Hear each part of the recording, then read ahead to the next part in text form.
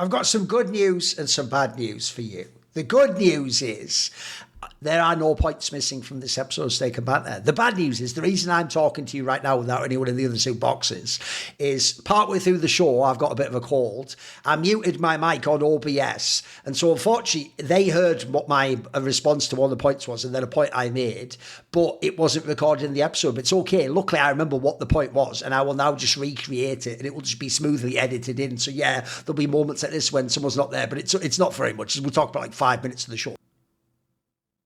Right, this is going to be another episode of Snake and Banter. I am back with Maui, and we are joined by our guest for this episode. It's going to be Flashie, who is the head coach of Team Liquid, and he used to be... Is the title actually assistant coach that you were in NAVI? Is that what you were? I would rather say analyst, to be honest. Oh, okay, analyst, okay. By the way, let's just start there. An obvious question to ask is... Some people are just going to be like, but wait a minute, I thought Blade does everything in NAVI, and then no one else even gets any credit at all. Like sometimes even Lexi B doesn't get credit for the fucking calls in the game. So like, what is the setup? Like, are you someone where you would get assigned stuff by Blade? Did you have part of the decision making over players in the roster? What were you doing in NAVI? Give us a quick like overview. I mean, Blade does control most of the things. That is true. My role was mostly regarding the preparation and the development of the team on the server. Other than that, I had no say in any roster changes or anything. I was not included in any of those. With Andre, I think how I would describe my role is like I was kind of his right hand in a way. He discussed the veto with me always before the game, so I was like a big part of the veto analysis itself and the preparation mostly. Okay. I mean, his problem now is he's using the wrong hand most of the time when he makes decisions now. But whatever. Listen, it's not my fault the fucking team sucks, is it? Go look up the stats. Win some CT rounds, motherfucker. I didn't make you. Listen, I didn't make you not sign simple. You did that, didn't you? So anyway, well, you know one thing I realised the other day, Maui? I'm glad I didn't even think of this during that episode of Hot Take Point Made.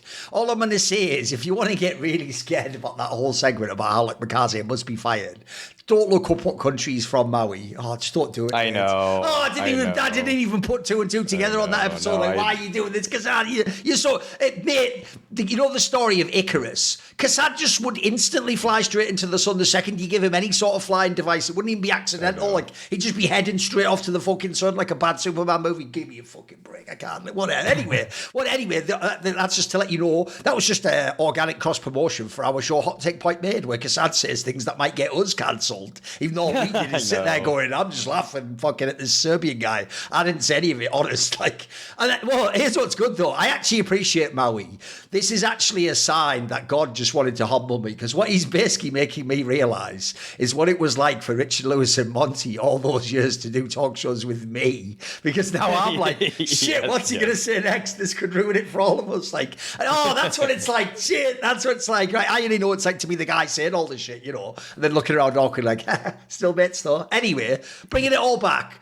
Here's the obvious question, Flashie, is in Team Liquid, this is a joke question, mate, but I'll throw it to you as if it was a real one. In Team Liquid, obviously I was concerned when I heard you came from an assistant coach background, because that's mainly, like, you know, looking at demos, nerd shit. Now, obviously, we know you must have built up your man management skills because you now have the most toxic player in the history of Counter-Strike, EliGE, that I'm told, if he just walks in a room, mate, and just looks at people, they're like, oh, we can't possibly get away with it. Oh, it's pretty demanding so much. Oh, and I'm feeling pressed. But get on my mind, EliGE. Like, it's not like that, is it? I thought he's just a fucking dude who just plays too much refrag or something. Give me some thoughts on working with EliGE is the question, basically, without all that nonsense. Yeah, no, he has been amazing to work with. It's only been like a little bit more than a month, but he has been helping our team tremendously off and on and off the server. His aggression in the game is like spectacular. He's insane at opening the round for us.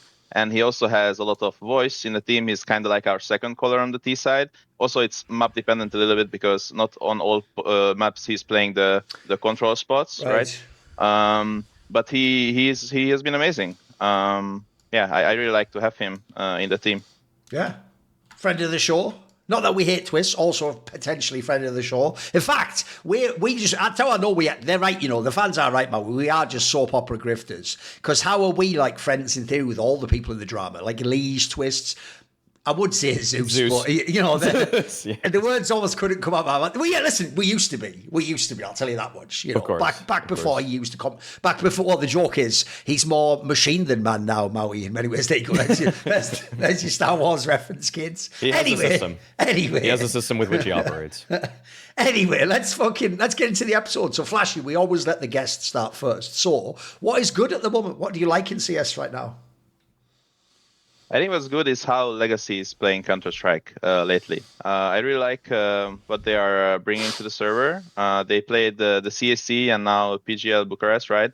They won CSC and then they played second on in Bucharest, which I think is an amazing result for them. I know that the top teams have been missing from these two events, but still a lot of good teams were there. And all these teams are really hard to beat just because they are close to the top 10 or outside of the top 10. They all want to win. They all want to gain all the points. It's really hungry teams we're talking about, right? And they played basically in this 1 month 41 maps on LAN, which is, I think it's just crazy, nuts. right? Yeah, it is nuts. And they played 2 best-of-5 grand finals also, which both went to distance, right? So they won 1-3-2 and they lost 1-3-2 against 3D Max and they lost the final. Aurora, yeah.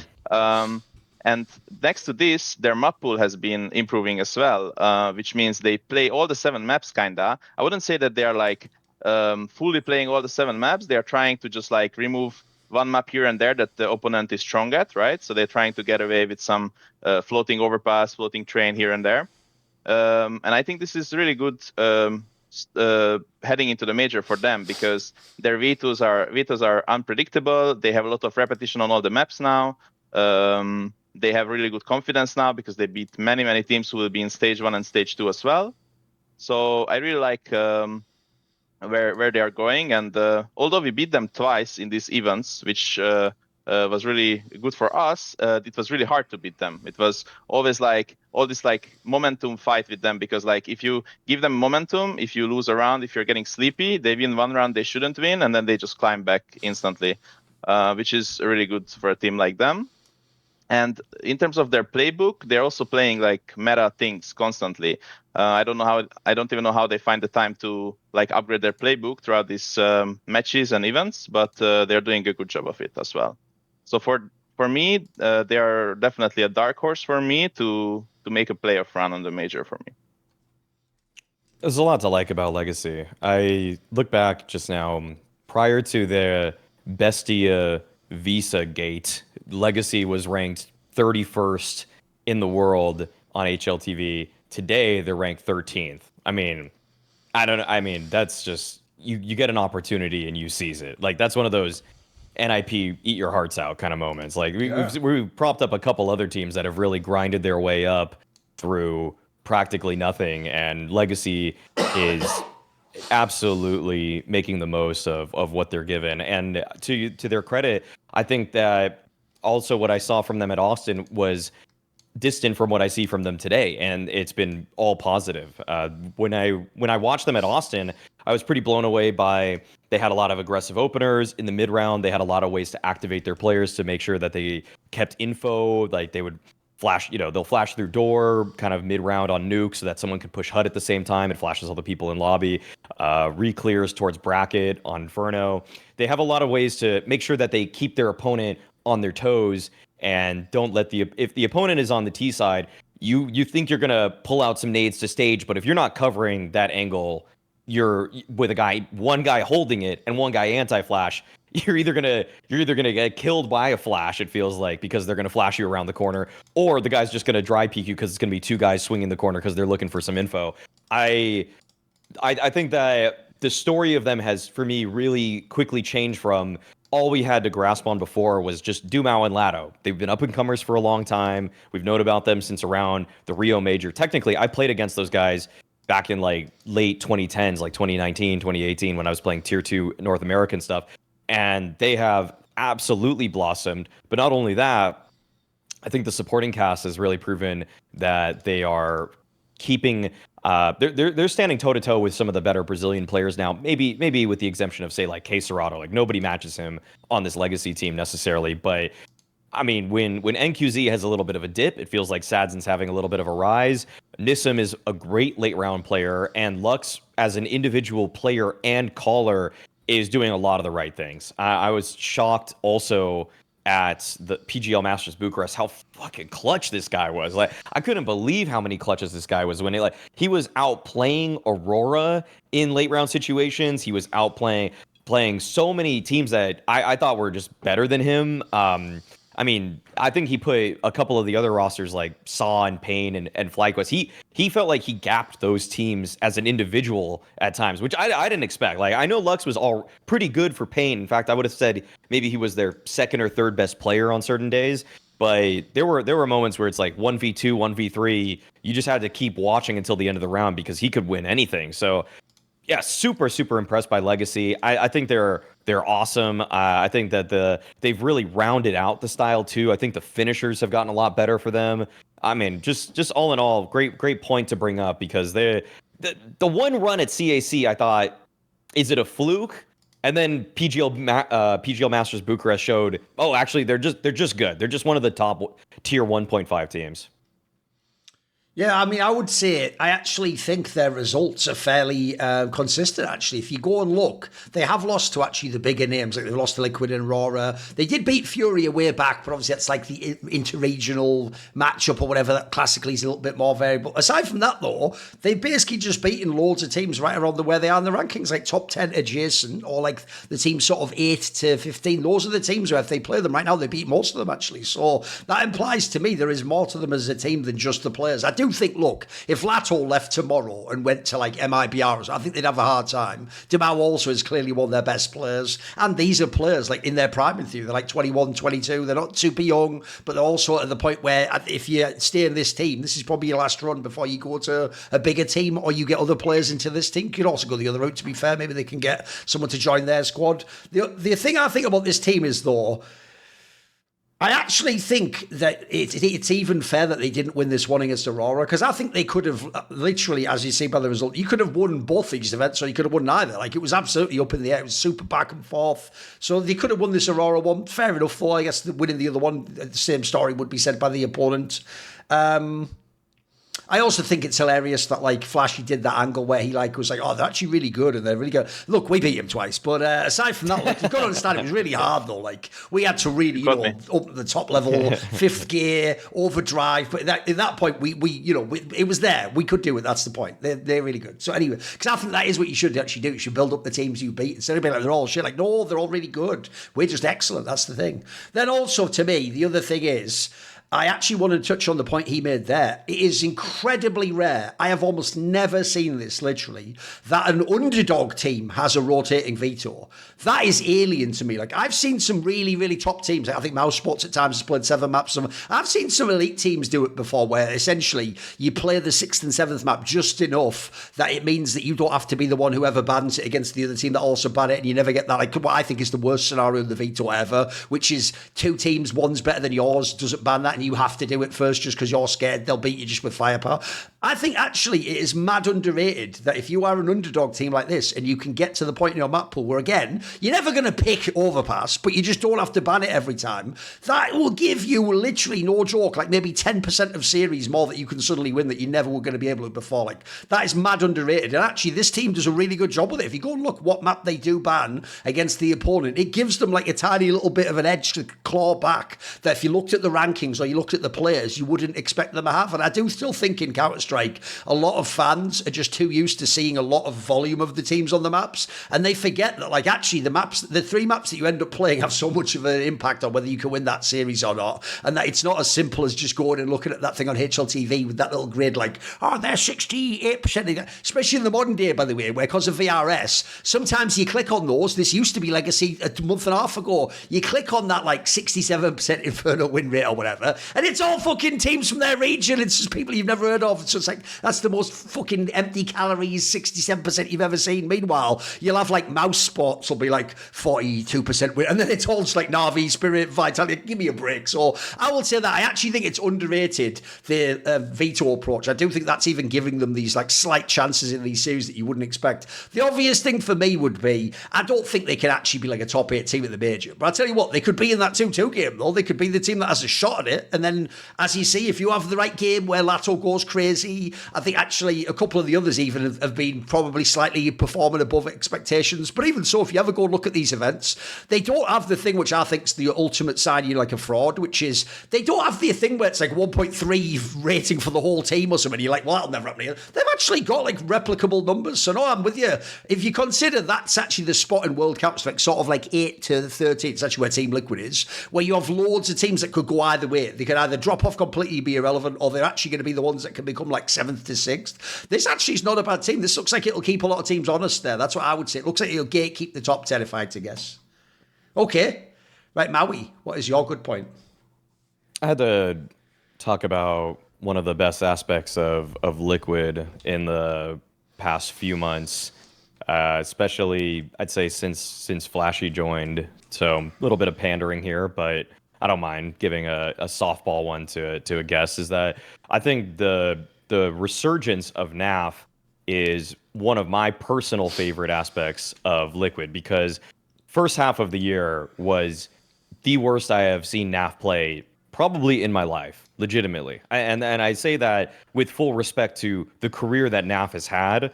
And I tried not to sell my NAF stock, okay? I tried holding on, because players like that don't just vanish, okay? Like when it's a guy that isn't really built entirely on mechanics and just swinging and getting that first bullet headshot, I'm almost impressed how often NAF gets a multi-kill while defending a bomb site with body shot kills. Like, he's so consistently strong at positioning himself, finding timings on when to swing on opponents, even on T-side rounds, when he should pull that cool late round playoff against opponents, that to see him now in this season have more of what I'm used to. It's not the same heights that I have always seen from him, but it's drastically different than what we got for the 6 months of the year.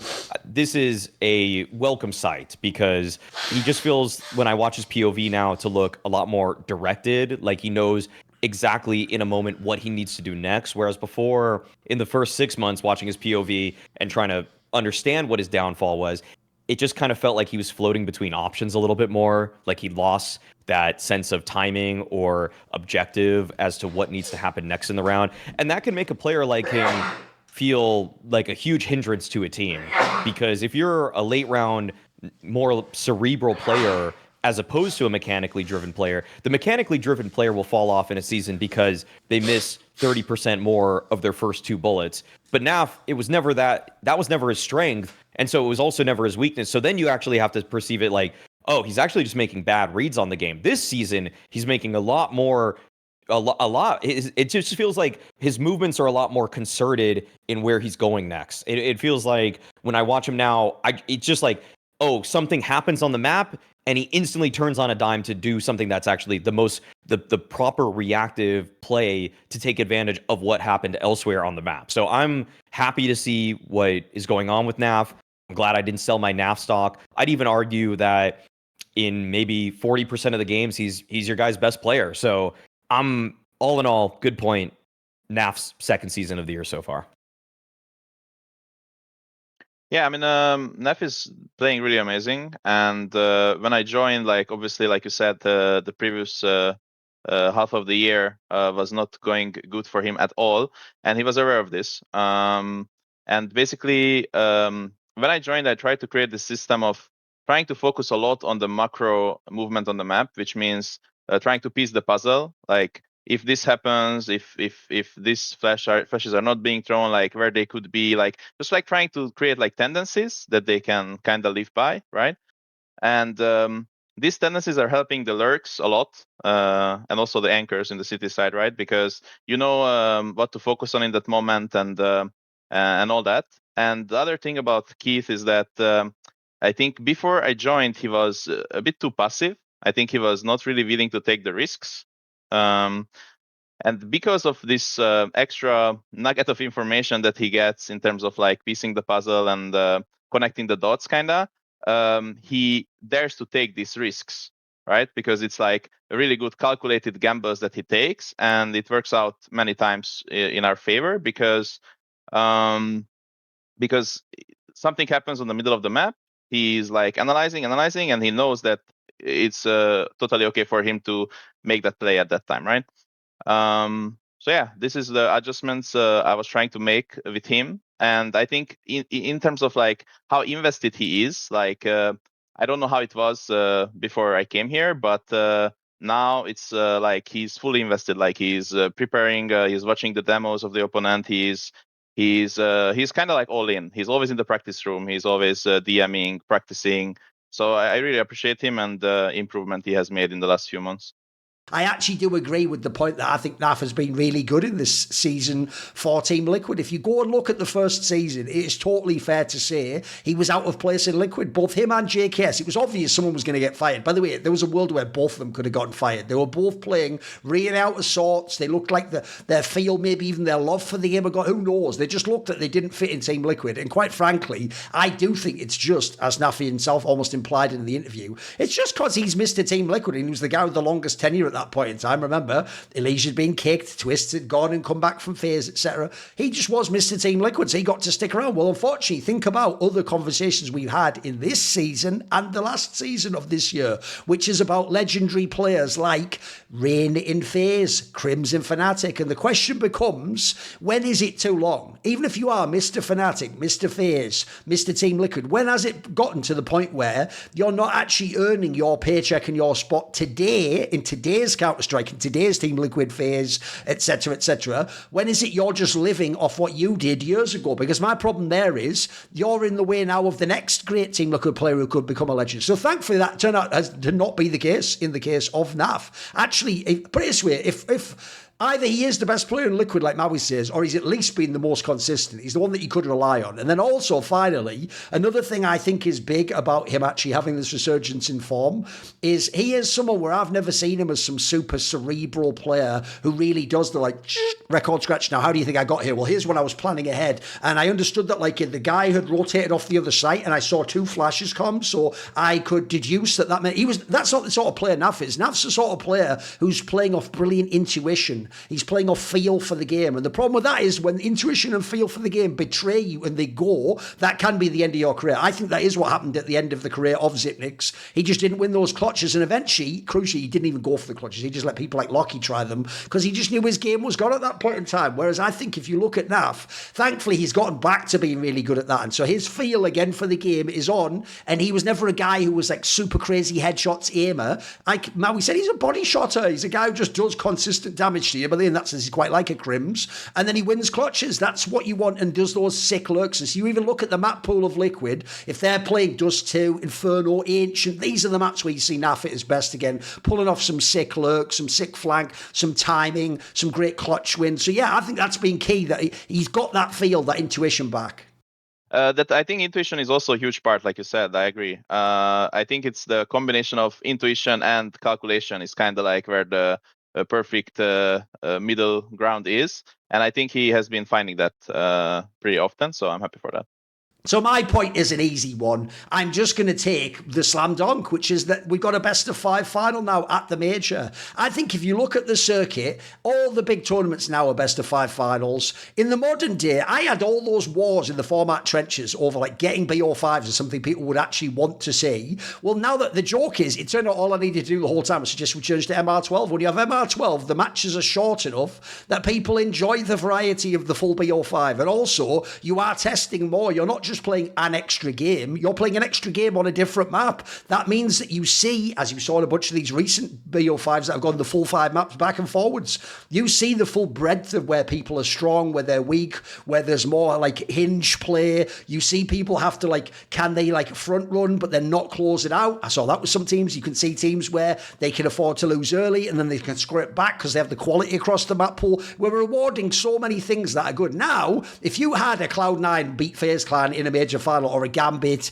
wins a major. It would be way more legit if it's in a BO5 final. That would make it so that then it'd be really hard to argue against that. By the way, NAVI themselves last year, if that had been a full BO5, they'd won against FaceClan, you'd have had a lot fewer sort of it's a fluke sort of claims, even though statistically other elements made it a fluke. Like, it would have made it more legitimised. So I think that is actually I don't see a downside at this point with how long current Git maps take to play with having the BO5 final. It's just universally good. We've got it in the rest of the circuit. It's just a way to upgrade the major and make it even better. So I think it's just a banger point.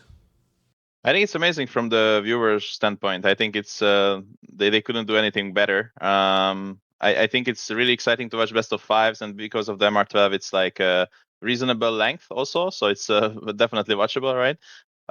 From the player and coach perspective, it's really hard to prepare for this best of fives for sure. So that will be a bit of a nightmare for the teams playing the final, right? Because usually you can prep like 1, 2, 3 maps, right? But the fourth and the fifth map is usually gonna come down to your fatigue, how much energy you can keep for those maps, and how much your mental can handle all that, I think. But yeah, overall, I think it's a great thing. I see no negatives for a major grand final to be a BO5. I couldn't even really argue for them, even in a devil's advocate type of position. It's so clearly the more, first of all, yeah, from the viewer standpoint, it's the more entertaining way to proceed with the grand finals. It's the best way to conclude a tournament. There's just no better thrill than being on map 5, close series. That's why, even though really for the most part IEM Melbourne was not a fun event, like I watched a lot of it, it was not a very entertaining event. The group stage had a couple sort of upsets here and there, but then the playoffs, actually quarterfinals and semifinals, both pretty bad. Grand final, best grand final we've had. I might even argue, I'd say top 3 CS2 series period in the game's history, and it made up for everything. It absolutely made up for everything. Like Falcons and Vitality dueling it out on the final map. Vitality have to make a sick comeback. ZywOo's clutch on the lower bomb site. Like, so many memorable points from it, and I was watching that at like 3 a.m. local time for me. Like, I still think about that grand final more than I even do the major grand final, because the buildup of watching every map play out, how back and forth it was, how many crazy rounds every single player had. Like, I still remember Testis moments. I remember kicksand calls. I remember just like everything built up so amazingly in that series. And if we get even 80% of that series for the major, it's just going to blow everything out of the water, because the major is the pinnacle of competition in the space. And despite the fact that it still has BO1s, it's still the BO5 aspect can elevate it to hopefully break a record as we have in the past on live streaming platforms, and just build up the sport in a way that we haven't seen. Like even Valorant had their grand final. I'm pretty sure that was a BO5. Yeah, they might BO5 with NRG winning. Yeah, with them winning it too, and it's just like how like I mean, like, Riot has done a lot of better things than Valve to just make this sport more marketable and more exciting. But like, that was just a gimme. That, you know, they were on MR12 from the beginning of the game's history, and Valve actually went back to that, or copied them on that aspect. And so for them to finally get the memo, it really kind of ticked me off that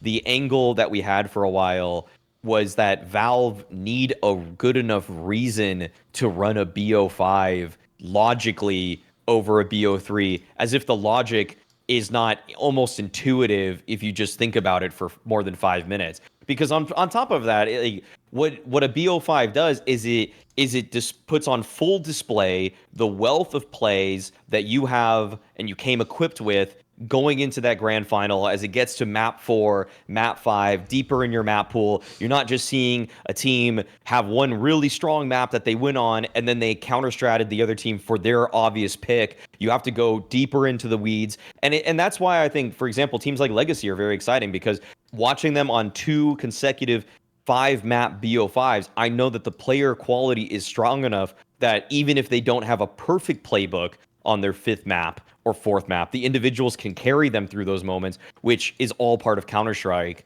And so for it to be a major grand final BO5, it feels like it should have happened 2 majors ago minimum, if not even longer.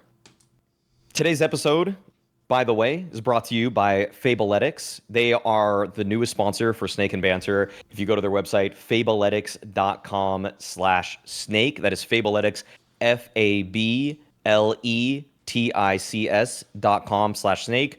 You can use our code, and I'm going to say outright for what they are.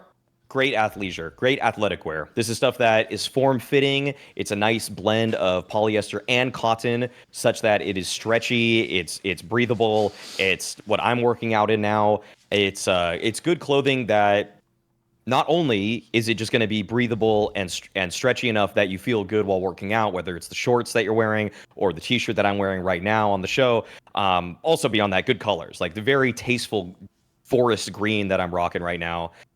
Versus, I don't know, like some people, I see some people at the gym that's just wearing like, come on, like I'm not trying to be the brightest guy at the gym, okay? I'm not trying to be a highlighter. I'm not trying to be a traffic cone, okay? I want to actually just like blend in a little bit more, okay? I still want it to be tasteful and a little bit of style, a little bit of flair, something going off, but I don't want to just be looking ridiculous, okay? That being said, I think they do actually have some bright colors, but maybe that's for running outside more than in the gym. Either way, you can become a Fabletics VIP, and doing so with our code would be great because you get 80% off of everything when you sign up for the membership. The membership's about $60 a month. The monthly fee is also something that they remind you at the beginning of the month that you are subscribed to it. So if you want to just make one big purchase, you pay the $60 fee, you get 80% off of your order. You can save up to $100 off of bundles that you want to buy from their website. I've so far liked their shorts, I've liked their t-shirts, I've liked their hoodies.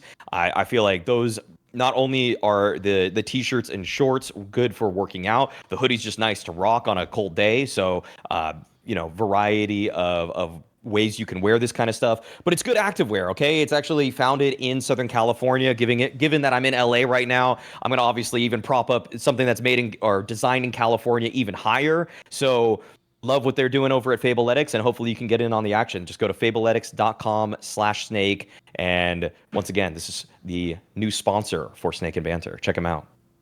Right, Flashie, can you make your bad point for me, please? My bad point is that there is still best of one matches on the major. I think it's unacceptable because a team can basically go 0-2 on the first day of the major, which is the most important tournament in the calendar, right? And I think best of five finals was a great addition, but together with that, I think they should have introduced the all best of three Swiss system also to actually have the best teams in the playoff for the major and not bank on the upsets. Obviously, the upsets are nice, creating storylines for the viewers, but I don't think that's what we should be looking for and prioritize on the most important tournament, right? And the tournament might take longer in the end with the addition of best of threes, Sure. but that's the price that we should be willing to pay for this ball. It's the only thing that's missing to make the major the truly giga elite event that it should be throughout the calendar, because there is still the case, especially with what EWC is actually doing in the upcoming year, where they're going to have an open LAN qualifier and it's all BO3s, I think, for 32 teams and on. It's just kind of crazy that a secondhand tournament or like a tournament run by a TO can actually eclipse what the major is in terms of format, where you think that everything should just be run top to bottom as perfectly as possible, and so that we get the best winner, that we accept the results in the way that we do. Because even when I bring up still to this day the fact that Legacy Reminder was the team that ended Vitality streak, it was a BO1. A lot of people don't even want to accept that that's really where the streak for Vitality ended, just given the extra inherent randomness of BO1s. And so I'll make my little speech for BO1s versus BO3s again, because I'm sure that there's some listeners here that haven't heard it in the past, that some people may make the argument that a BO1 is just playing the decider map anyways, and so you're just finding out faster who the winner is. That couldn't really be further from the truth, because vetoes don't always go the same in a BO1 that they would go for a BO3. First of all, I think the format of the banning is a little bit different at the major. I think it was it's like one team bans one map, one team bans two maps, one team bans two maps, and then the other team bans like two. I forgot. Actually, I Flash, think it was do you know 2 and 3. 2 and 3. So it's 2, 3, 1, right? It's ban 2, ban 3, ban 1. Yes. Yeah, so it's not even that kind of veto structure isn't even the same as like A bans, B bans, A bans, B bans, A ban, B bans. It's a little bit, there's a little bit of mind gaming that has to go on in the veto for teams. It would take too long to probably provide a perfect example of this, but beyond that, it's just that also when you're playing a BO3, you're exemplifying and putting on display how strong your map pool truly is and how strong your prep is. If you're a team that actually invests in resources to have a really great coach, has an IGL that thinks about the veto in advance, you can usually pinpoint what your pick is going to be and what your opponent's pick is going to be, or maybe their secondary pick. So you can make these game plans for those maps, and you're like it's that Counter-Strike is not a 100% victor, 0% loser type of game. There's always a chance that the strengths of a player can turn the tides or tip the scales in favor of a team that didn't have as good of a game plan. But the team with a better game plan is going to have game plans for all 3 maps that are kind of come up in a series, and then they can, while working with those game plans, even with the slightly weaker individuals on that given day or on that, even that series that's being played, they might still come out on top. And I would rather reward the team that is actually putting together the better structure, has the better ideas behind what they're doing, which in a BO3 is more commonly on display. It's CS, so every time a team can get just banged out on 2 consecutive maps. But the amount of times, even watching NAVI in particular last season or last year, where they would lose one map where it's just like, okay, the game plan was bad, but then they bounce back, have an incredible map 2, have an incredible map 3, where they were totally in the driver's seat. That's what I think great Counter-Strike is. It's seeing the full gamut of everything that has been conjured up in the night before or the hours before on display, and a BO1 just doesn't really give that. It just doesn't scratch that same itch. There's just more randomness to it, and to me, it just devalues an upset victory too. I'm not even as happy for the underdog winning because I can see, well, they kind of just shot them a lot better today on this map, whereas the other team might have had some good plans, but it took too long in every half to get it going. Yeah, I will just say, I actually think the most important thing specifically is what flashie was saying about the fact people always forget this. It's not just BO1. It's that we do the 2 first BO1s on the same day. So that means it can go both ways. You can be a top team and be 0-2 with 1 tournament life left after a single day play of day of play, or even worse, you could be the fluke underdog team and get 2 BO1s and have 2-0 and have a super mega chance of getting through the stage. Whereas after that, you might be terrible in nearly all 3 of the next BO3s, but you just sneak through 1 and you're through. So I also hate the fact that people ignore that the second BO1 is probably, if you think about it, the match in the entire year that you have the least prep for as a coach in all of World Counter-Strike. That's stupid as fuck. That's on day 1 of the tournament. And we're giving the people the least amount of prep you can have. Because remember, that one's the one where you play the first BO1 and within like a few hours you play in the next round already the same day. So, and lastly, we just don't tend, aside from these like lower brackets where there's sometimes 1 extra match that we've had at a couple of these tournaments,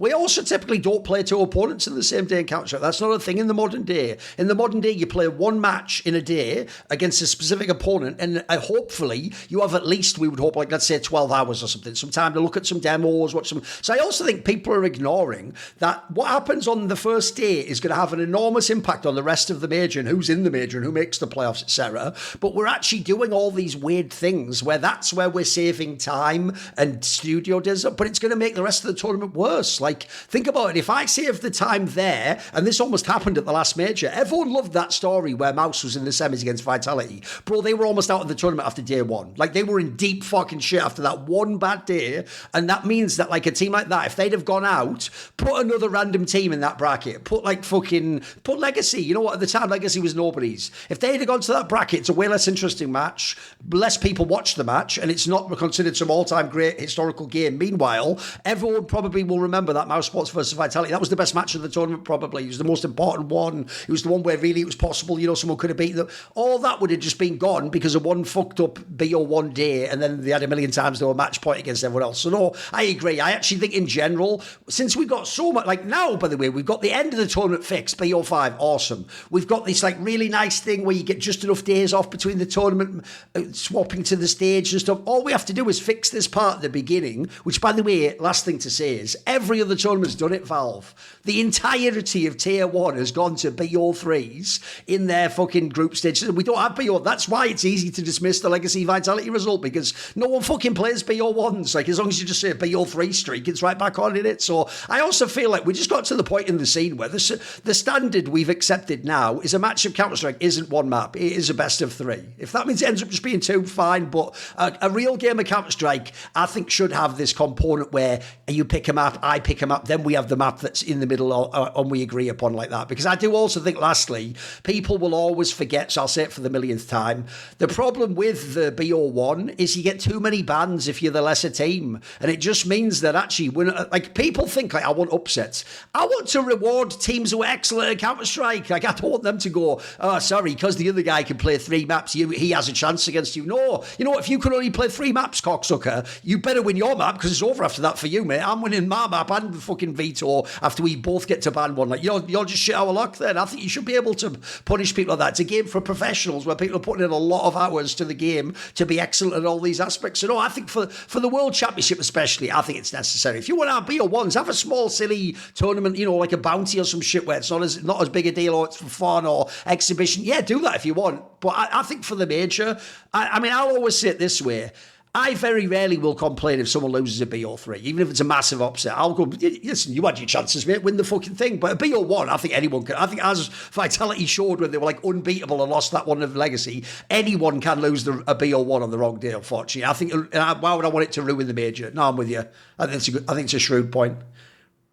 And I actually have an addition to this point, a small one, because I do agree with Maui in terms of like, this system should reward the teams who are preparing the best and they have the best game plan and all that.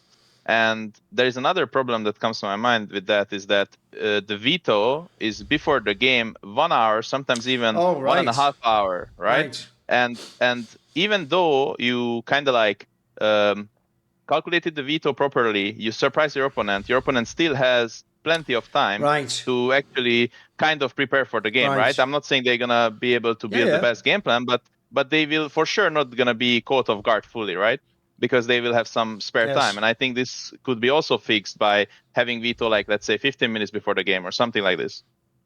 No, by the way, I actually agree with you on that. That's one area where, like, as an example, that's one area I was a big fan of Carrigan. I think he did used to fuck with the veto, just so it's like in the old system where you do the veto like 10 minutes before the game, so that if you wasted all your time studying his Mirage and then he just didn't even go with that anyway to something else, then you just think, what the fuck, I'm putting like 2 hours. In the modern day, you still have time to go watch a demo. I know what you mean. I agree. That's a good point, actually. Go on then, Maui. What are we going? Oh, go on. Do you have another point?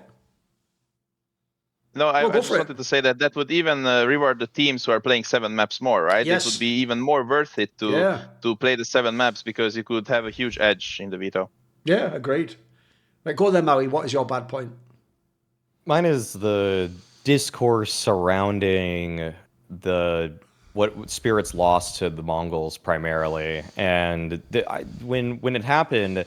I watched the game back, the maps that Spirit lost to the Mongols in particular, and there's definitely points where there's an awkward moment for Chopper here or there, or he does a couple weird things. Honestly, like there's just moments where like he threw a utility one time, especially on an A split on Mirage, where it was just like, okay, that kind of just hurt your team more than it helped your team.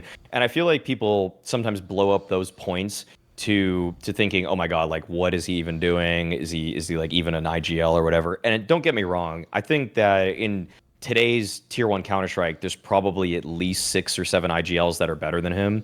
But I think that I would boil down the conversation of picking on Chopper to simply, okay, who are you reasonably going to get that's going to replace him? And I think a lot of tier 1 Counter-Strike discussions can go down to that. You can think a person is not great, and that's fair. You can think he's not the greatest IGL of all time, but if there's no reasonable replacement that you could just say, this is the obvious guy, this is the obvious guy, I find that some of those discussions are a little bit fruitless. It's kind of like, it kind of reminds me of when Kassad, like what I saw from a lot of community members recently, reminds me of when Kassad says, FaZe are not a top 5 team. Okay, Kassad, name 5 teams that are better than them, and then he can't do it. So then it's like, what is even the point of the statement if you can't really actually come up with answers beyond that? So that's why in Spirit's loss, there has to be blame. I don't accept the idea that you can go through a tournament and not make the playoffs as Spirit and walk away blameless. Like, that's not achieving the goal that they set out to achieve. That's not reaching the heights that we know that they are absolutely capable of and should be exceeding.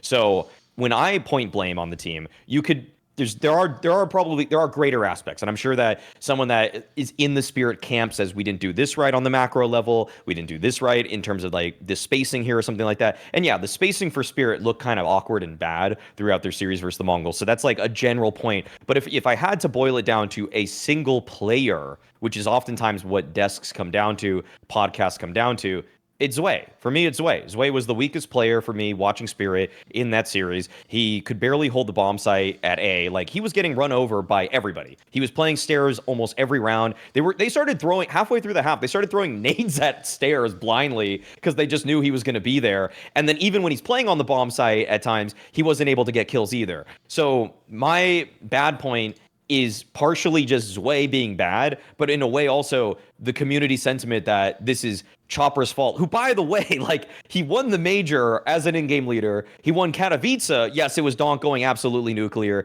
and he's also won Cologne with this same with Zwei too. And I just find like two parts of this whole discussion of Spirit's departure from Chengdu to be wrong. Like, I think Zwei played badly, and I also think putting all the blame on Chopper is overblown. So that's my bad point. Yeah, I think Zwei hasn't really found his footing yet in the team, but at the same time, like, they won 2 tournaments with him, right? Right when he joined. And since then they have been struggling. And they also got one more new player, Tenir, 2 events ago, right? So they only have 2 events in. So I don't think, like, I think there's definitely some worrying signs regarding their performance, but I just wouldn't really be too worried yet until the major is over, because I think on the major we'll actually see what they can cook until then, because they had they went from tournament to tournament, and they have a new lineup. And even though it's one change recently, that one change can change the whole dynamic of the team, right? So I think it's hard for all of them to adapt and get back into the shape. Yeah, I know what you mean about, like, because I did see, it's funny, I feel like Zwei got a lot of the blame early, but then because they won those tournaments, people have just, like, he gets a pass now from some people. But I actually do feel like everyone's new target is Chopper now. The joke is, this is why fans are terrible, because you do all just sit there with a blank picket sign and a Sharpie fucking pen, and you just wait for whoever bottom frags, and then you say they have to be kicked from the team. So you guys all said Zontix had to go, and Magic's had to go, and now it's Chopper. Like, eventually there's only going to be fucking Donk and Chiro left. Like, it can't just be that everyone who isn't fragging 1.2 rating has to be kicked out the team. So the question to me really is, like, not even are these players good, it's can they function in Spirit and Spirit win tournaments, which is obviously the level they should be at, and we're at even literally a couple of months ago. Put it this way, if you have to pick between the two, I would much easier pick Zwei than Chopper, because as far as I can tell, it doesn't even look like Chopper himself plays that much worse than he did before. He was never actually a very good fragger for me anyway. And if you look at the setup of the team, look, here's where Chopper gets the blame, is if at the end of the whole season after the major this team just can't do anything. If they do what they did these last couple of events, then maybe he gets the blame as the IGL. Maybe he should have said no to the player adding, or maybe he just can't operate this squad. Then you can ask it. But I agree with Maui as well. Make me the short list of names replacing him. The joke is, it sounds like you're making a meme list. It would be like Boomich, Jim, and fucking Nafani. Like, who even is there? Like, it's people we don't know at that point in time. So it does feel like, put it this way, we already know there are people who could play Zwei's spots. Well, one of them's on their bench called Magix. He did it already. Like, that's actually the bigger question to me, is Zwei, the whole angle was, it was fine if he didn't even eye test wise did some of the things Magix did, because he was going to frag better. I think it's actually debatable, since he can mathematically show if people frag or not, that he is even a better fragger. Eye test-wise, he is, because he just looks like he has better aim. But I have to say, when I actually watch him in the game, that's the bigger concern to me, is if I am someone who has Magix and Zontix on the bench, it's not that Zwei has to even be bad. It's just that, like, bro, if we keep having these results, I'm going to have to change someone. And the obvious thing is bring in one of those two, since at least they were a very known quantity, that everyone knew exactly what they're going to do in the game, where they're going to be, I think that's one of the problems that you're going to have, because at least if you're Tanir, people will give you time, bro. You've only been here a couple of events, and we just play way worse than you did in a row, because everyone assumes you're going to turn it around. The Zwei angle, I feel like the real problem there is they never should have done that signing. Like, that signing looks like you took a player. I don't believe you wanted him to be in Magic spots. It just doesn't make sense if you look how they're using him, mate. There's no way. That's like you did that move in case he didn't get Tanir, and then on top of it, you just decided for whatever reason to bench Zontix, you can have everyone in the team at the same time. If anything, I would say the greed is trying to put all these players in the team at the same time. I would probably just pick one, and I'm sorry, it's probably way for me, and I would probably pick one of Magic's or Zontix, have them come back and bring them into the team again, because I do feel like, I'll put it this way, my point next one's going to be about some spirit stuff as well. It's not just one problem. They have a whole bunch of problems in that team right now, and one of the bigger issues is, even though, yes, they won the first 2 events with Zwei, it hasn't looked great since, and I do think everyone should get a season if you're in a top team, but mate, he's had most of his. Like, he was there from the very beginning of the season. He's had quite a few maps to play now. Tanir's barely had anything. I'll give him plenty more time. But all these decisions will only be made after the major, realistically. And another thing regarding Zwei is that people bring up the argument that we don't know what Magix's intangibles were versus Zwei's, and this isn't even an objective statement with pure. There's a slight amount of speculation, but I don't even think it's that much. When Zwei dies, you can see the player cams. He is just putting his head in his hands on 40% of deaths. But when you watch Zontix or Magix, there's a frustration, but then they continue to calm throughout the round, and they maintain composure as they provide. Some teams have called it eyes in the sky. I think Flamesy said that regarding Vitality's play, where it's just that people need to stay engaged even when they die, so that they can provide, they see the bigger picture. They see, oh, who's watching what, who's calming for what. And when Zwei dies, it does not look like this guy is contributing at all. Like, yes, it's slightly speculation. I'm not hearing every round of Spirit, but when I watch Zontix, when I watch Magix, actually, you know what? I'll just be real. It's not speculation, okay? At the Blast events, we can see the player cams the entire time. Like, I can see who's talking and who's not talking. I've seen Zontix and Magix continue to communicate even when they die, and I see Zwei just, like, sit there with his hands on his face, and, like, maybe he's calming through his hands, but I doubt it. So that's where I continue to push the intangibles, which probably are actually rather easy to spectate.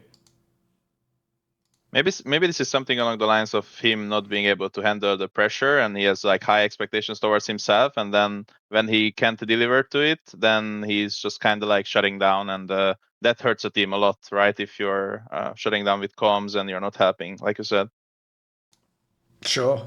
And also, I'll tell you actually one angle I think is underrated, which is when you have people like Magix in your team, they already have veteran status in the Spirit org before people like Donk ever got there. So that means if you are someone like Donk, you're actually, put it this way, if everyone remembers back in the day, you've seen a million times in the latter days of NAVI when Simple would flame like MPL or some fucking SDY or something. The newer players, he would flame the fuck out of them on camera in an interview. Bro, he never said shit about Edward when Edwards was bad at the end of NAVI. Because Edwards was a legend of NAVI, bro. He was there way before Simple got there. And when you join, you don't join the team when Edwards at the end of his career and go, come on, mate, what the fuck, why are you fragging? You know he's a known quantity. He's not there to be a super duper aimer. He's there to be a veteran and do things the right way and be professional. I feel like the difference also is, I feel like the vibe was way better in Spirit because people didn't expect Zontix and Magix to do these crazy things. They knew in the team, like I think Shiro and Donk just knew we have to carry some of these games, mate. And on this map, we have to frag. So they sort of almost forgave those players. I don't think if yours way, you're going to get that status, by the way, mate. If you don't make it, they're just going to kick you out and get someone who can do it. Or they're going to say you just don't fit the team culture. Like that'll be the next line. It wouldn't even be they'll say you're bad. They'll just say it didn't fit the shape of the team. All those fucking torture terminology we all use now. The shape of the team and the dynamic between the players. There'll be some fucking PR version of why you kicked from the team. But spoiler, it does just mean, we didn't have the same vision. The joke being our vision was you not being in this motherfucking team. So yeah, your vision was to be in the team. So there was a fundamental mismatch between our vision. Yeah, I know what you mean. That is the bullshit cocksucker wrangling. I know, whatever. Anyway, that leads into my bad point though, which is I'm just going to be fair. If I'm going to point out, and this did happen in the beginning of this season, that there has been times where Zemu just had a whole month that by his standards were like fucking sketchy as fuck. Then you have to put, and MongolZ did it at the, let's say beginning of the first season maybe. Bro, it is Donk's time for that in this last month and a half now. Like, again, look, because he's Donk, he still has the 1.2 rating because these people just live up here, don't they? Like, they're not mere mortals like us. They don't do 0.8 rating or whatever. But the craziest one that I'll show you how Donk has fallen off is if you just look at the KD on T side. Bro, he has dropped like 0.4.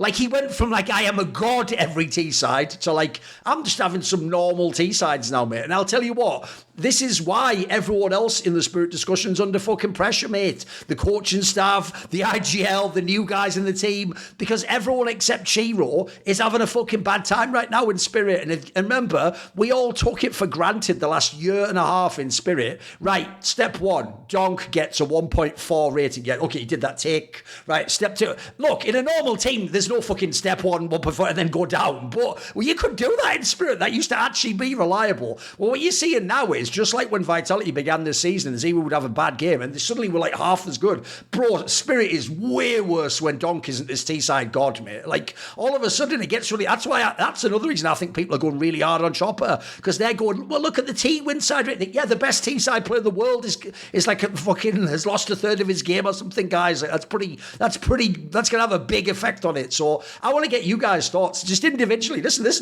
is the player we've all called the best in the world. He's supposed to be the player that's going to be number one at the end of the year. What do you think, Flashie? Donk having a bit of a drop-off? I mean, it's really hard to judge, right? Like, besides this KD difference, like, he set the bar so high that it's so hard to actually properly make a conclusion out of it, right? And also, like, how temporary it is also, right? Yeah. I think he the eye test, I didn't really notice the fall on the T side by watching his mechanism. Like I think he has been like shooting really hard still. I think for sure the notice, like it's noticeable difference in terms of the team performance when he drops a little bit, just because of like all the wins that they had this past year and a half. He has been just like crazy, right? Like his rating and his numbers he put up was so high that when he drops maybe even a little bit, then you can see a massive drop in the team performance as well. Because maybe we haven't even realized by the eye test how much he actually swings the round, like in their favor, right? So that small drop that can also cause this. But as I said, like I think even for him, like I don't want to put everything on the time, but at the same time, like when they are changing players, like a lot of dynamic can change, and maybe he is missing some more voice that Magic's did before. Like it could be any small things. We don't see it from the outside, right? But for sure, after the major, there is a lot of conclusions to make for them.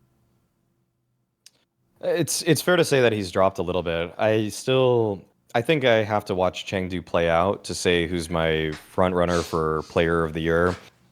Currently, I still have Donk, but the Chengdu performance was weaker, and I considered Chengdu to be one of the better events this year just because it has all of the top teams with the exception of Aurora. So it really does still have all top 8 teams at the event. And to fall in this fashion is it just seems beneath what a player that's kind of making the underdog run for world number 1 or 2025's number 1 should be doing. I don't. When I watch the games, I still felt like at Chengdu he had that extra punch, but it wasn't as superhero. It was the superhero performances that we got towards the earlier portion of the year, or even at Cologne for that matter. Those were less present there, It felt like sometimes the odds were even more insurmountable, and finally he wasn't able to conquer them. So this is maybe a little bit of a donk apologist speaking, where I still have him as my #1 player of the year, regardless of the little bit of drop off. But it's close. It's really, really close right now. I'm not. This is not. Last year, I think I was a lot more definitively in favor of Donk over anybody else. This one, it's really neck and neck between him and ZywOo. And a great performance here at Chengdu, even that could swing it in the favor of ZywOo for me. Yeah, the key thing is, usually he's just the decisive factor. But actually on this episode and right now, the decisive factor will be the company factor who sponsor us with their delicious meals and their wonderful service. We can tie it actually into the way Counter-Strike is right now, because actually one of the reasons why people want those BO1s at the majors, for that novelty, isn't it? The thrill, the different things that can happen, all the possible outcomes. Well, good news is you can get more variety by using Factor. They have more meals than ever with a wider selection of weekly meal options, including premium seafood options like salmon and shrimp at no extra cost. There's a lot of very unwell people in esports. Just open my Twitter, click the reply section, and just read all sorts of different things that people say. But if we want people to be well, then we need them to be in the right environment, eating the right nutrients. So you can support your wellness goals with even more GLP-1 friendly meals and new Mediterranean diet options packed with protein and good for you fats. Now, also, when you go in my reply section, you will see all the flavors of the world. You'll see people telling me that they will cut my head off in this language and things would happen to my family in another language. And you get all cultures and different backgrounds all blending together in some united colors of Benetton. Well, you know what? It's the same with Factor. Savor global flavors, because for the first time, try Asian-inspired meals with bold flavors influenced by China, Thailand, and more. And obviously, all that matters on Twitter, on Reddit, is what is the consensus? What do all the plebs say? Well, did you know 97% of customers say that Factor helped them live a healthier lifestyle? So there you go. They are the trendsetters. So go to factormeals.com/ it's on the screen, Snake50off, and use code SNAKE50OFF to get 50% off your first box plus free breakfast for 1 year. That's code SNAKE50OFF at factormeals.com for 50% off your first box plus free breakfast for 1 year. Get delicious, ready-to-eat meals delivered with Factor. Offer only valid for new Factor customers with code and qualifying auto-renewing subscription purchase. I actually just always wanted to do that thing at the end there ever since I went to America, and I just always thought it sounded cool, even though it's usually way more sinister than that. Anyway, thank you to Factor. Shout out to anyone who uses it. Okay, now let's go to the last section of the show, which is the ugly section. So, Flashie, what is ugly right now? My point is that it's very hard or impossible to rate any coach's real impact in a team as an outsider. Listen, it's a totally valid point, and I'm ready for you to unpack it. I just feel like I like the way this show's become Shill Central. It's just everyone like, right, here's why you shouldn't judge me if Liquid loses. Okay, hit me with the reasons. Give me the abstract. Come on, hit me with it. So basically, like, there is many topics, like many things that the coach is doing, right? And if you think about it, like, there is the team development, can be tactical and individual, reviews of the matches, discussions. There is player management, where you're meditating conflicts, keeping people in check. Then there is the in-game part, when there is the timeouts, right? You're making adjustments, how the coach is making the adjustments, and there is the preparation, where you're basically like doing the schedule, the game plan, and all that.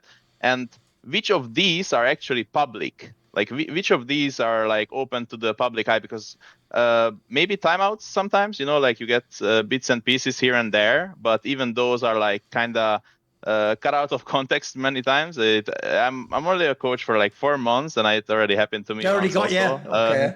Yeah, it was kind of funny, because I said like a 3-minute monologue before the game, and one sentence was taken from there and played as my timeout. It was kind of what did you say? Give me the line. What was it? Do you remember? It was like I said something like for 3 minutes, and then in the end, like, let's smash them, and they played let's smash them in my timeout. So people are like, hey, that's all he said. Oh, right, I see what you mean. Right. Yeah, it was crazy. but it's actually just like if you think about it, like before I became a coach, like I always like thought about like who is a great coach, who is not, and it's so hard to actually make a proper conclusion without being in the team. And yeah, I now I like now that I became a coach, like now I feel it more obviously. Like I read a lot of like criticism and all that, and I think a lot of them is fair. A lot of the assumptions are fair. Like for example, I can say my example that when I joined here, like everyone was like saying like how could he handle all the egos of the players? Like it's a totally fair concern, right? Like I'm a newbie coach, basically. Yeah. Of course, this is what people are thinking, and me myself, I was thinking like how I'm gonna actually make sure that I can keep the room, you know, like and keep the buy-in from the players and all that. So it's definitely a tricky thing, and I think it's just the only metric to basically properly judge a coach's performance and impact is like the longevity and results, I guess. But even the results, it has to be with more than one lineup, in my opinion, to make sure it's actually a true thing that you make as a conclusion. And yeah, that's basically my point.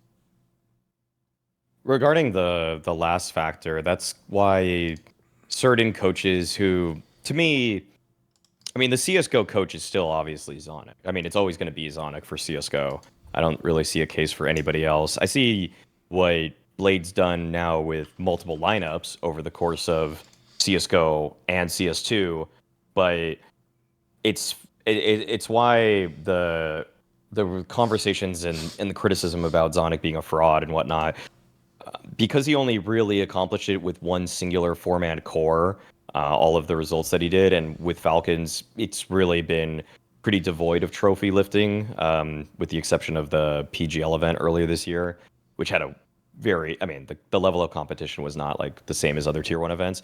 I think that's why those conversations are the fraud label is unfair, but critiquing him is fair, because his ability with that lineup felt with the Astralis core was otherworldly, and now with Falcons, it just feels like he's probably the most overpaid coach in the space by a large margin. But so I get, yeah, and to your greater point here, with being incapable of judging coaches, it's just the harsh reality of this space is that without knowing everything, and this is almost just like a disclaimer for all of the takes that we always have to make, there is a level of speculation and assumption that is in every single take made by a pundit, caster, anybody that's not in the team, period.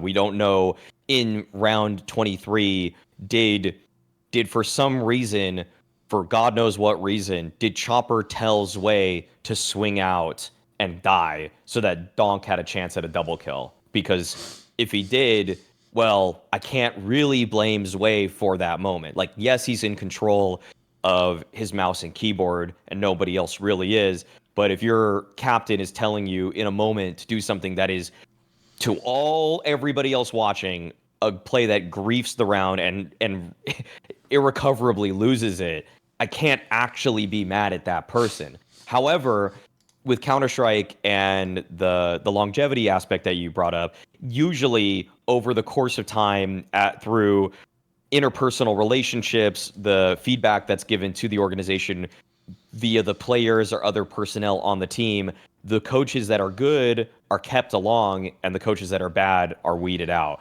So almost by only their longevity and them sticking around on rosters and the testimony of the people that they've directly worked with, can we actually know, is this guy good, is this guy bad?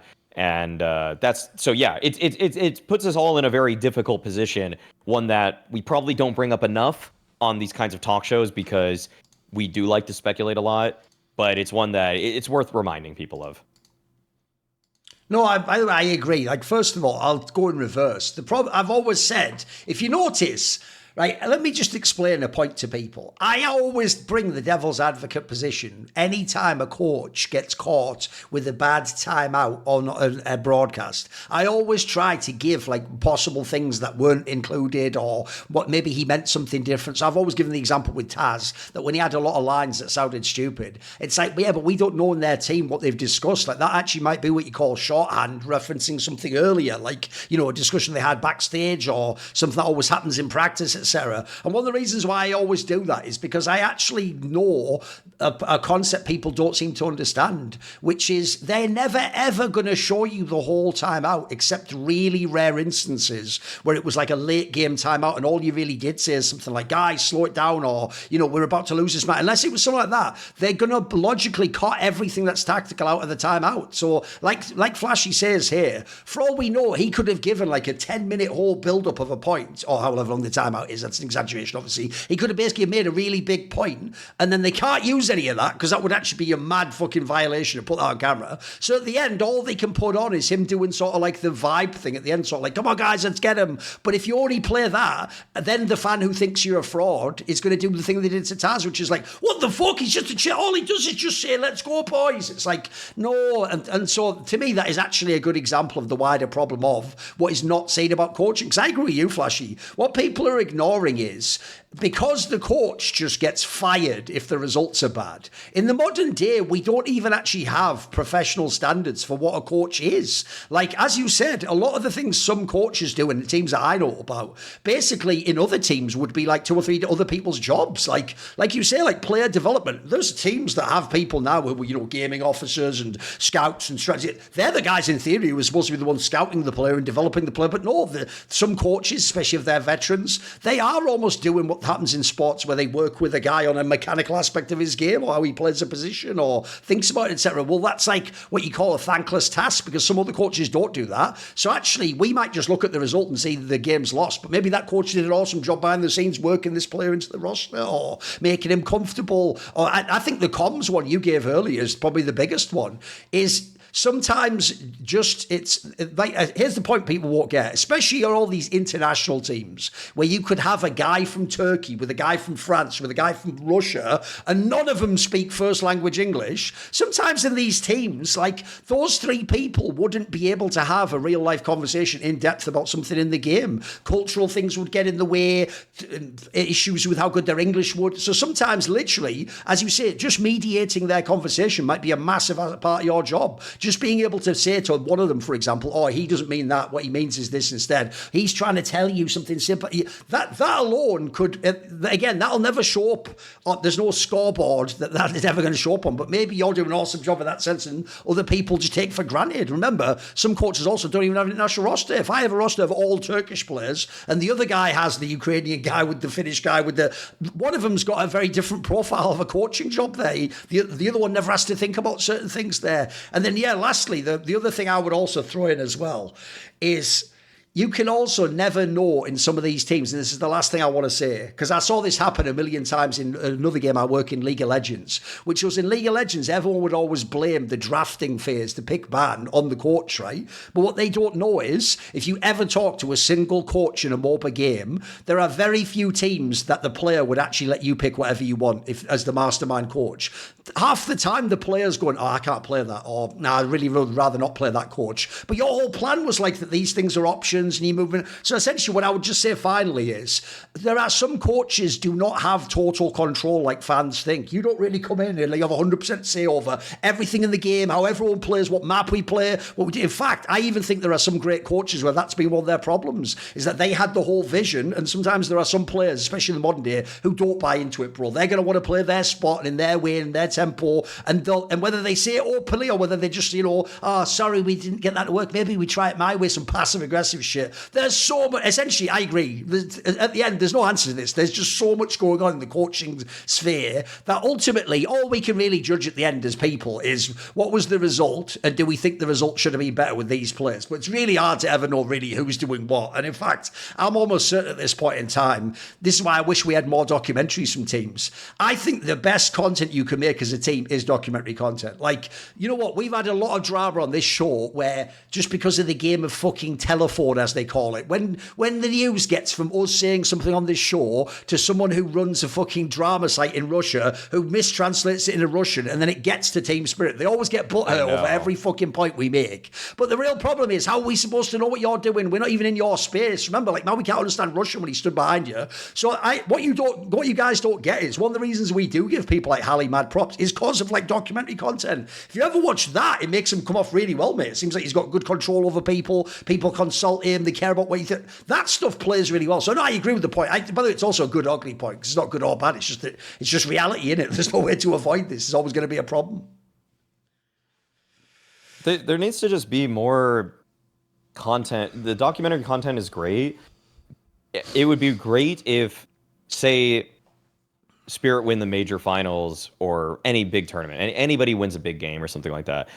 Hearing who made the call to give credit to the people that are in the moment doing that, because after the fact, especially after a season's over, you're probably not going to be going to the exact same solution in that very moment. So if you're able to have the clip, the TeamSpeak clip or whatever it is, that shows on that timeout, Flashie said to do this, or whether it was Shuhei, or let's say even NAF came up with it, it would just, in the eyes of the community, really prop up those individuals. And I get in the moment, I get in the middle of a season, like the next tournament, you don't want to give the comms up, you don't want to give the strats up. Like that stuff is, it's actually your livelihood depends on you keeping those secrets to at least the documentary coming out.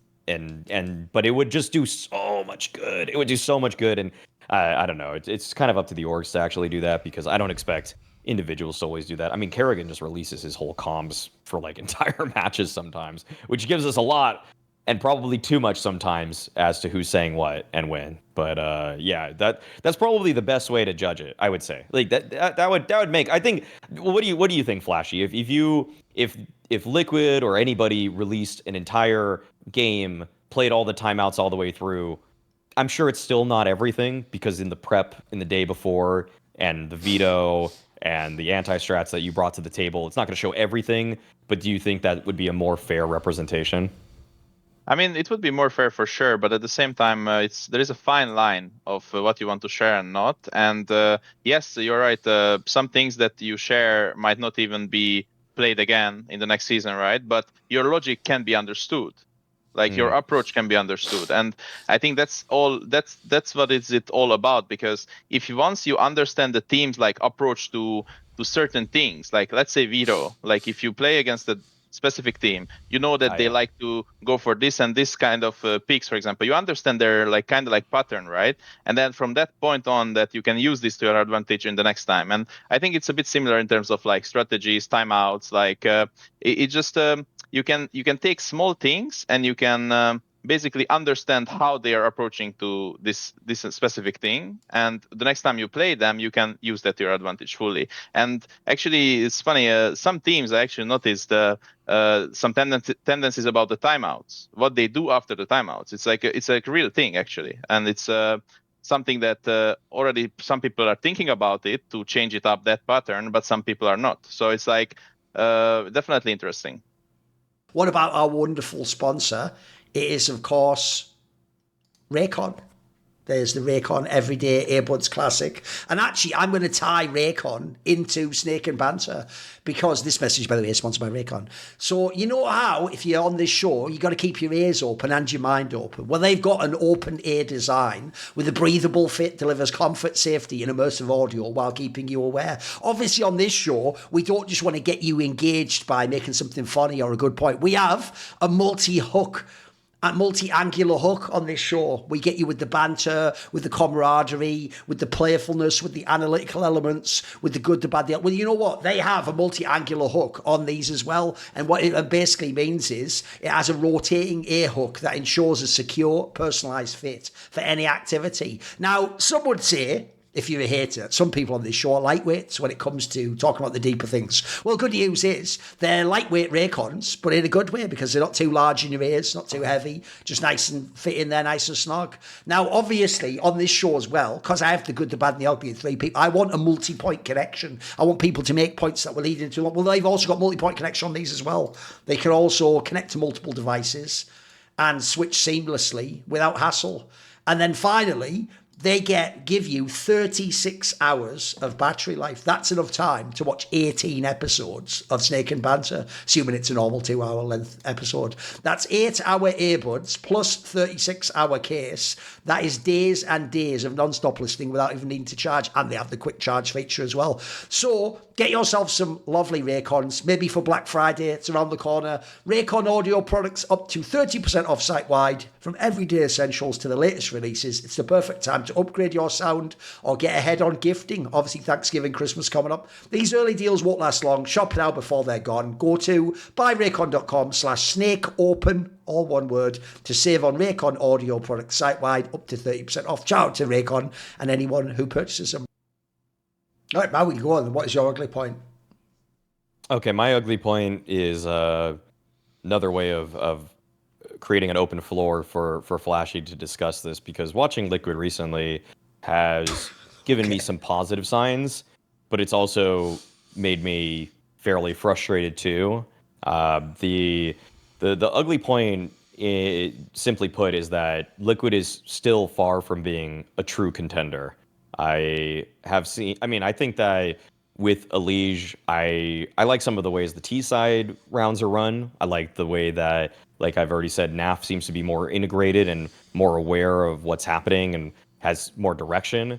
But I still see quite a few glaring errors. And some of those I would actually even chalk up to, for example, the loss to 3D Max at CAC. I would chalk that up to maybe not having enough of a playbook or ideas that you guys were able to run. So you guys had to like kind of just try to push on every map. It felt like you guys were just really, really aggressive on, say, like Nuke, for example. Like what you guys did to them in the veto, like you guys beat them on Dust 2 because you guys were like getting in their faces, finding good timings to disrupt what they're doing. But trying to do that on Nuke, different story, because pushing on CT side Nuke every single round, it's just going to backfire sometimes. Like there's too many spots that they can play in defaults and everything like that. So, and then watching you guys at Bucharest, I thought, okay, it's one tournament right after the other. It's hard to have drastic improvement from one to the other. So I'm not trying to say like you needed to show like 50% better or anything like that. But I wouldn't even make the argument that it was all that much better. There were some games like the Legacy one, for example, that were really nice. But then the Saw loss was crazy, actually. Like the Saw loss, I don't know. I feel like you have a lot to go back on the drawing board for. But either way, for a team that I'm sure you're aware is one that has a lot of legacy behind it, that there are players on Liquid who are capable and have recently been top 20 in the world players or contenders for it. Like even last year, NAF was a contender for a top 20 spot. I think HLTV said he was like 27th or something like that. There's a lot that needs to be done for Liquid to still be a contender. That in general, that's my ugly point. So I'm curious what you have to say about that, Flashie. I agree. We are far from getting there at the moment, unfortunately, and this is the reality that we have to understand in the moment. I would say that about these 2 tournaments that you talked about, the biggest issue was for sure the map pool. Our map pool has been non-existent because EliGE joined at the end of September. We had, I think, 5 or 8 days of practice before China overall. Obviously, our system needs a lot of repetition, and for our system to actually start working, we need to clear up a lot of protocols and rules in our game. And unfortunately, there was very little time to do that. And in between the 2 tournaments, China and Bucharest, unfortunately, Shui got sick, so we couldn't even practice in that few days that we had in between.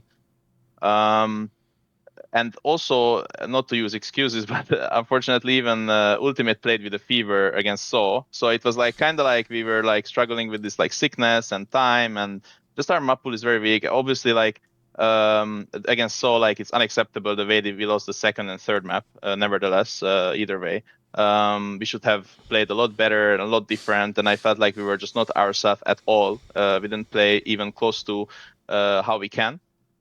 All in all, we are going to focus for the major to fix our map pool. First of all, because we have clear weaknesses in it. And teams will, of course, try to use them, right? So we'll for sure put a lot of time in fixing the map pool. And after we fix the map pool, or while we are fixing the map pool, we for sure need to clear up a lot of things, because our playbook has been carried over since like September, and there was not like a big like update on the playbook, like getting up to date to the meta. You always need to like keep an eye on like how things change, and you need to always refresh your playbook, adjust your things so it fits the meta better, right? And all these things, like even the preparation part, like I have a lot of experience with prepping, working with Blade and Navi, and I didn't really have time yet to actually introduce some of those things into this team, and that's what we also focus for the major. So there's a lot of things in store. I am really positive that we have the right pieces to get there, to be a contender at some point. But unfortunately, like we cannot speed up and skip steps with a new lineup. And maybe just one player difference, but that one player is a lot different than the previous one. So all these dynamic changes, like I said previously. So I think we are on the right path, but for sure we have to work a lot to even have a chance to be a contender. One thing I'll make a subtle point here that I hope people can follow the train of thought here is I actually think this is why people judged Falcons way too harshly when they initially signed MongolZ. Because if you remember, they signed MongolZ right at the end of the season. So they had no prep time. And it's only because at the first tournament they almost beat Vitality. Everyone just forgets that. And it's like, right, oh, wait, we could judge them immediately. And it's like, they've haven't even had a tournament to practice together. So they did that. And then if you remember, it was already known they were going to sign Kiyosuke before the end of the season. So then if you're the players, by the way, Magic's or Tessas, that's going to affect how you play. Then when you sign Kiyosuke, then you're still working MongolZ into the roster. Like at this point in time, there's too many moving parts there. Like the problem is people are too used to roster moves being like Vitality. Like you have 4 players that were in the team for over a year, all together, all playing the same roles. You bring in a new guy who plays a distinct, separate set of roles, and he adjusts to the team, and then you're ready to go. That's what people think of all moves as. But actually, if you look at Liquids is an inverse version of that. It's like every time someone new joins, they don't, like Shuhei joins, but he doesn't get time to work with all the new roster because then suddenly Twist is leaving and now it's EliGE. Like these are parts of like you haven't let the other person get adjusted first. And then Flashie joined as well. Remember before that it was just the analyst was doing the job. So the real problem so far is this. There hasn't yet been even half a season yet where all these pieces were all 5 just there and Flashie and everyone just got going. So I think at this point in time, I'll tell you the reason why people are so out on Liquid is because it's the same concept I always gave with G2 before they had success. They had a few years where they'd never won any trophies. And so every time someone got kicked or added, the fans didn't reset the clock of like, right, here's how long you have to win a tournament. They were just like, right, you still have to win the tournament like the next one. And it felt like no one ever got a chance to like build their project up and get to the point where they could win. So I think also people are too early judging Liquid. Like I'll judge them at the end of this season. I think that's enough time when you've had the full build up into the major, you've had all these different tournaments, you've tried all the different veto angles, etc. That's when I can have a sense of, right, this person's probably the problem or this aspect doesn't work. Because I actually think Liquid is a way better one than people realise. If you ever watch the games, first of all, the roster is good.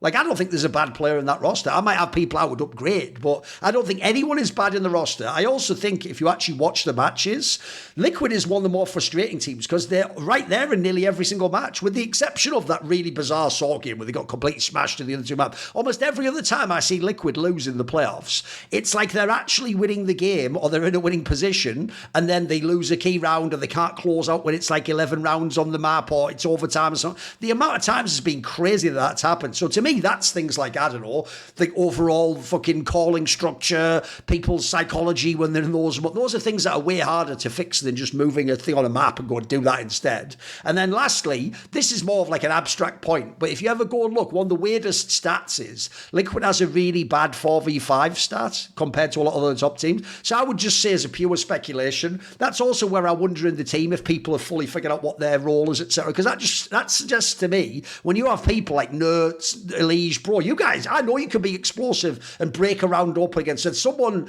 there's not figuring out when to do that or when to pull the trigger or something. So I would say, I think this is more complicated than one Peter raised. Because I get why people are frustrated. They want Team Liquid to be a top team. And put it this way, if Legacy's winning events, people want Liquid to win events. Well, I think it's a fair thing to say. It's not an unrealistic expectation. And you look at the players on paper. The players on paper also hype you up. There's some big names there. Those should be people who are in the round of 8 of the major and have a chance to, like Maui says, contend and be at the top of the game. So I think it's actually a good rugby puck, because I think all the criticism is fair, but I also think if you look at how I said the timeline of when people joined Liquid, it's not that they've just had the same roster and they've been bad for 6 months. That's not true at all. Every 1.5 to 2 months, something's changed, and now finally, hopefully, it's set for the rest of the season, and we'll see at the end of the season if they did well and they got through it, or if there's major problems still.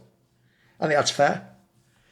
Yeah, I think the hardest point in terms of like building a team or like being new to a team is that you have all these people coming from different like backgrounds of knowledge, right? And if we see a scenario on the map, like we all think about different solutions, right? We are not on the same page many times. So to get to the point where we are on the same page, it unfortunately takes time, and there is nothing that can speed that up, right?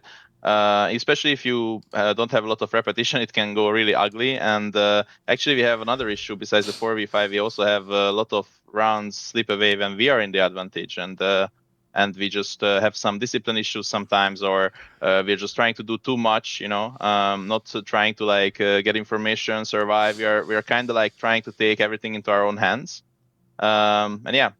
This is things that we are aware of and we are trying to work on. I have one quick question, actually, because I think, diving into the game, I feel like I can explain it myself, but I think it's better from your words. When you say stuff, though, in your first response about the topic, about the meta shifting away from you in a couple months, like you haven't updated some plays since September, any specifics that can help just explain what that means? I mean, let's say if you think about defaulting on Mirage, there is a lot of different ways you can default, right? And there is just like a set way for us, like 2-3 different ways. And what I meant by meta upgrade or like update is that checking some good Mirage teams. For example, NAVI is a good example. NAVI is one of the best Mirage teams. I mean, lately they have been struggling a little bit, but historically, for sure, they have the best understanding. Yeah.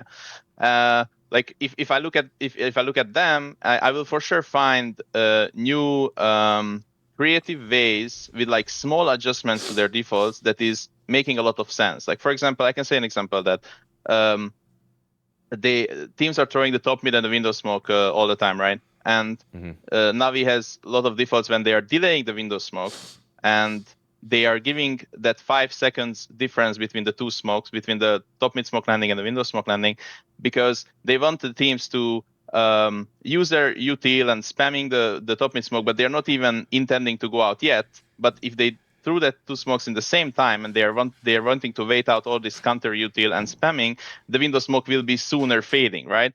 So they just like small little adjustments that makes a lot of sense, but sometimes you just don't think about it right in the moment. And these small ideas that you can steal and adjust it to your game and add it to your current strats or defaults, I think is just amazing to do, and it gives you a lot of more variety.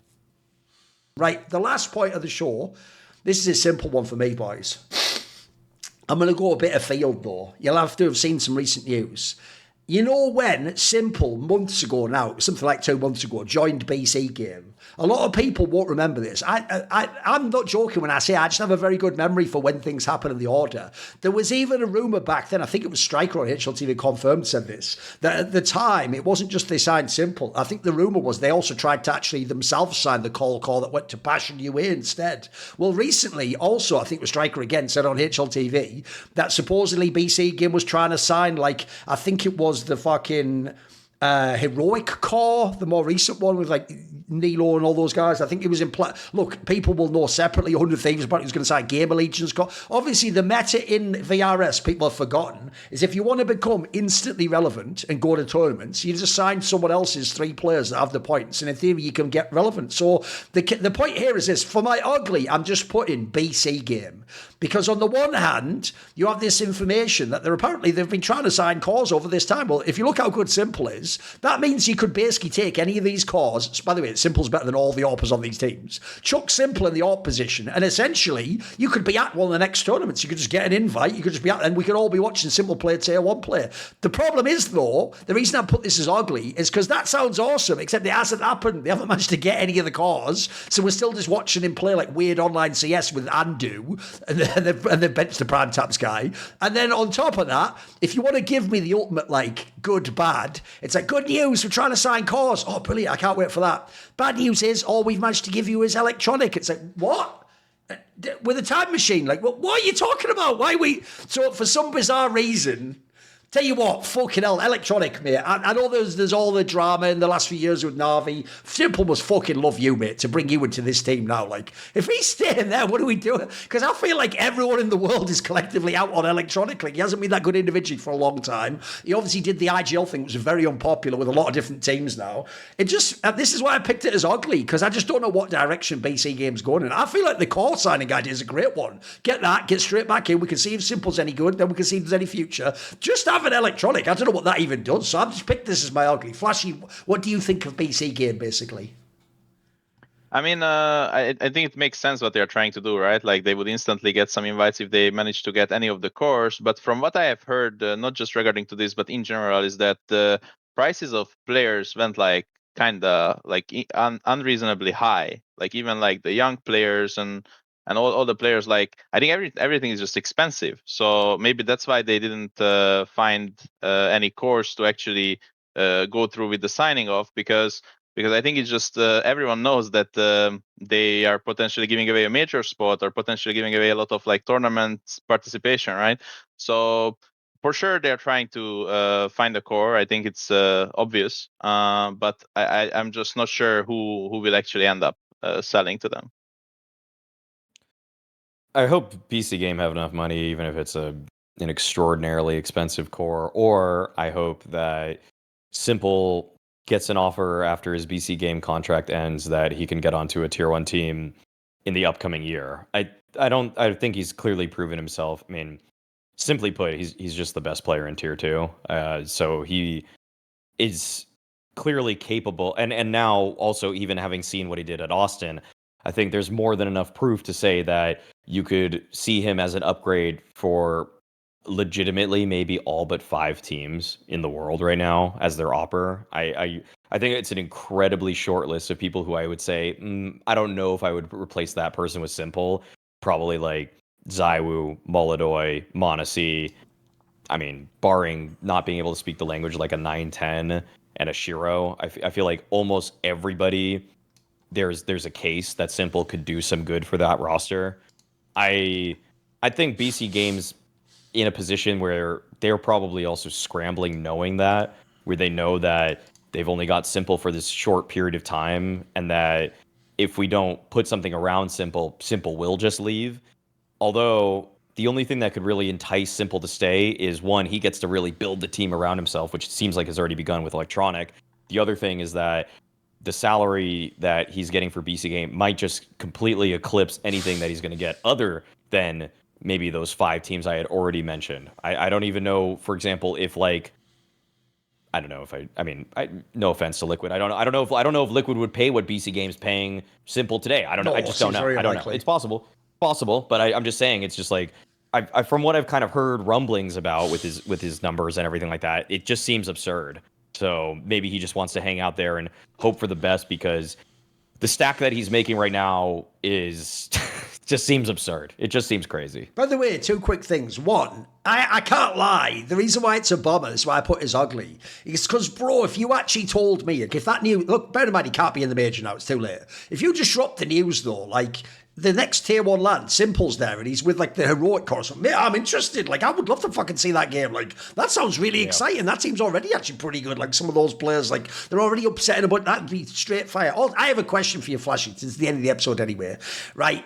Obviously, you're not like, this isn't the scene from Oppenheimer where they're fucking like interviewing him for that like congressional committee or something. You're not going to go to prison if you answer this wrong, but I'm going to leave it totally open-ended as to how you answer it. Right? Technically, you were in NAVI during the exact period of time where the whole thing from outside was, will they ever bring Simple back? Will he ever come and get to join the real team and play instead of Wonderful maybe? Or, I mean, at the time, if you remember, the rumour was even that he was going to be a rifler. Maybe he could have been instead of Immer or something like that. That was the whole thing last year. Was that ever internally within NAVI like a real option, do you think? Was it ever possible he could have come back? Was that just not even something people were thinking about? What would you say?